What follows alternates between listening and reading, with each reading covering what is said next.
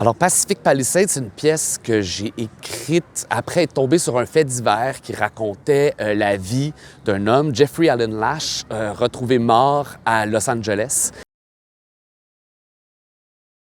Quand on va questionner son entourage, la police va se faire dire, en fait, il était mi-agent secret, mi-extraterrestre. À sa mort, on devait le laisser là, sur ce coin de rue donné, puis ils allaient venir le chercher, il étant probablement son agence. Est-ce que c'était la CIA? Est-ce que c'était les extraterrestres? On ne sait pas. Et donc, j'ai décidé de lancer de manière tout aussi invraisemblable que ce fait divers, une enquête sur la question. J'imagine parce que ça allait chercher plusieurs questions que je trouvais intéressantes, c'est-à-dire cet homme qui, probablement pour fuir la banalité de son existence, a eu besoin de se projeter dans un univers spectaculaire de films hollywoodiens.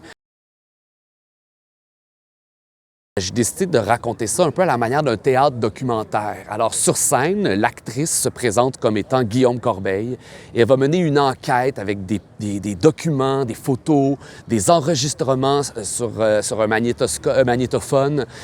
Et pour moi, c'est une façon de, par la forme, de poser aussi cette question-là, c'est-à-dire soit notre besoin de fiction, notre besoin d'échapper à la réalité. Juste cette petite prémisse-là recoupait tous les thèmes de mes autres pièces, notamment Unité Modèle, qui est aussi à l'affiche en ce moment aux poches, alors que là, on a des représentants immobiliers qui, eux, se projettent dans un univers publicitaire pour eux aussi échapper à la banalité de leur existence.